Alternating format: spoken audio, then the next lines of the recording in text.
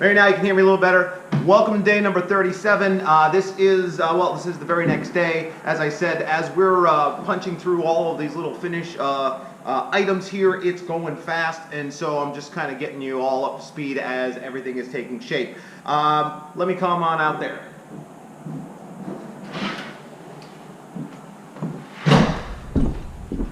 So one of the biggest things we really got to think about with this is where we started.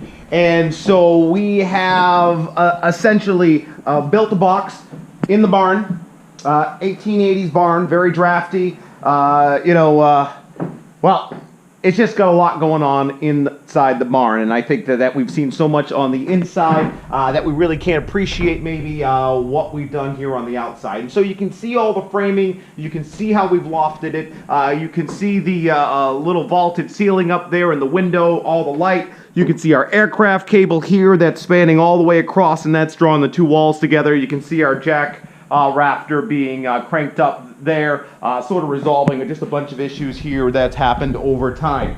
And now let's take a look at the whole picture, because we have taken this very dusty, drafty barn, and we're creating a controlled space inside of it, and it's going to be an office, and it's going to be brightly lit, and it's going to be productive, and that was kind of the whole goal of this project.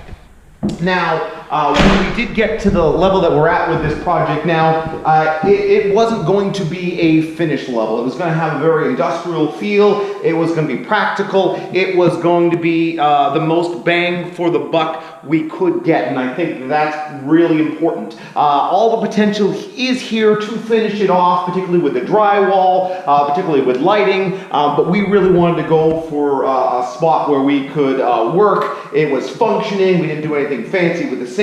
This is going to be a business, an office space, a workshop, an art studio. That's the plan. That's what we've set it up for. So a lot of people asking just about the level of finish we're doing, and you've got to see this firsthand to really appreciate how all of the textures, how everything is all coming together to really kind of give you this. I know it's a very multi-level feel to this space with everything you have to see, and yet everything is one color and solid and clean, but yet there's so much detail and texture, and that really kind of gives it the look that Liz was going for. She's the big inspiration in all of this.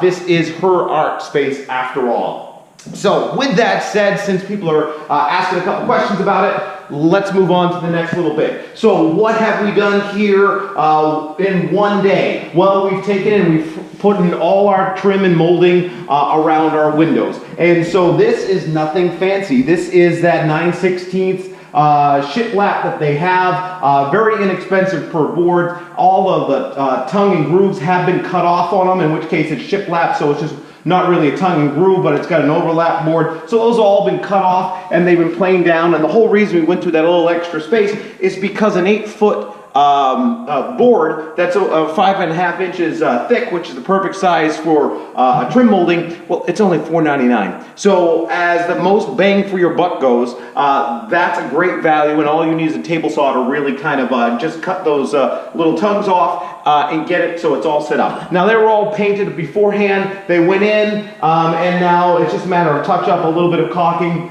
and that's pretty much a finished window.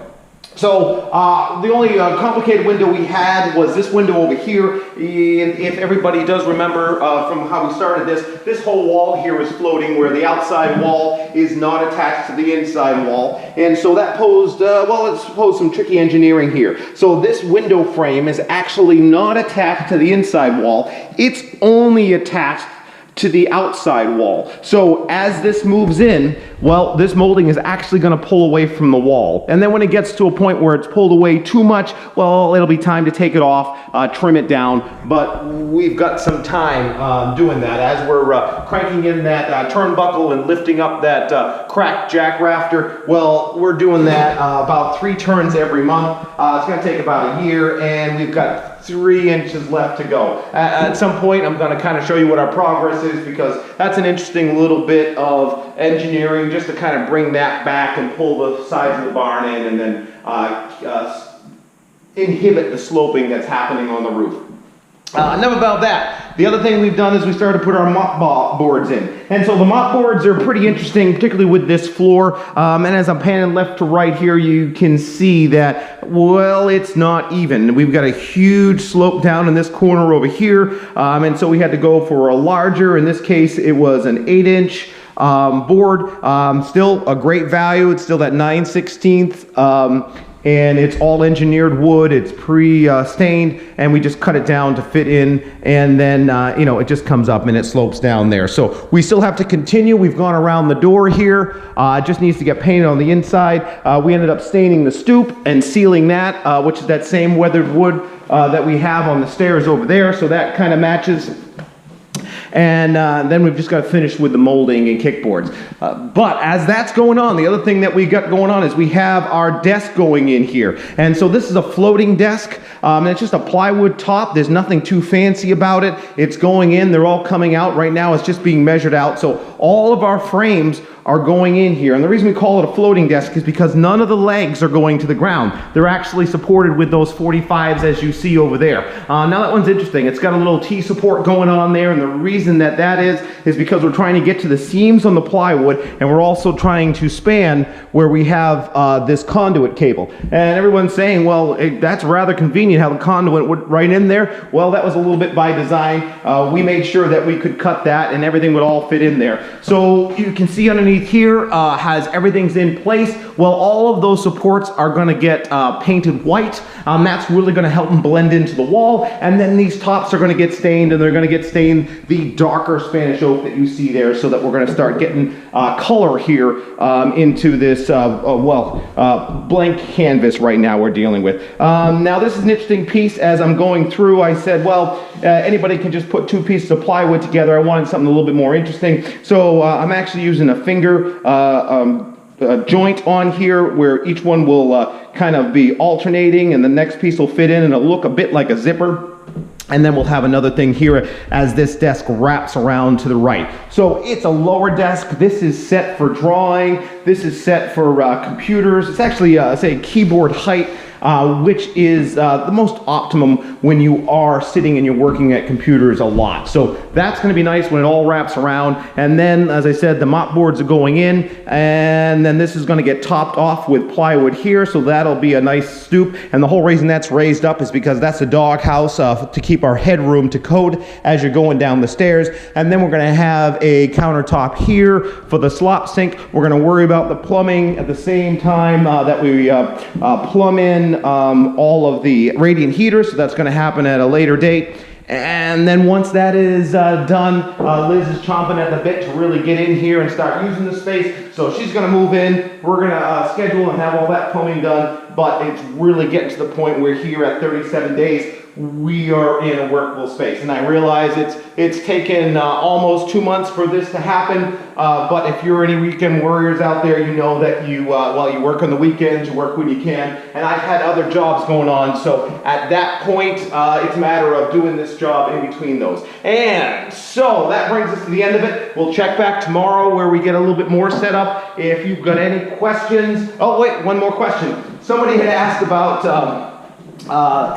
they had asked about our internet connection here, which we have. And so we're in a standard, it's just a gang box that they call it. And so they ran all this 3/4 inch conduit, and we have an Ethernet connection here, and it's category 6, which is a gigabit speeds, capable of transmitting.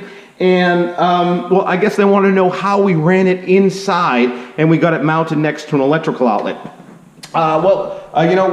Consulted experts on that, and they said that the type of wiring that we were using, which was a Cat 6 wire, that it could handle any type of disturbance that you would get from the electrical wires. So there wasn't any problem running an inside conduit as long as we did not as long as we didn't have too many lines in the conduit itself. So everything, as we're going from box to box, is 3/4. There's plenty of space in there. We gave ourselves room for future expansion or just changing here in the group. So there was plenty of room in there for the wire, so that wasn't an issue. And we're hooked up and we're running a mesh router, so we're getting a very strong signal. so there's no interference at all. Always consult your local electrician, someone you trust, someone who has a little bit more knowledge about that. Sometimes you can kind of cross paths, that's more of an IT thing, but we just did our research, we did a due diligence, and so it's just all nice and neat. We don't have any extra wires coming or hanging up there, and so when all said and done, I said we're keeping this very neat look there. So that was it for questions. If you've got any questions, ask away, leave a comment, leave a like. I'm not going to stop bugging you about subscribing to the YouTube channel. It's important, if only that it gives me the ability to keep pushing these videos out. So thanks for checking in. We'll check back tomorrow. See you then.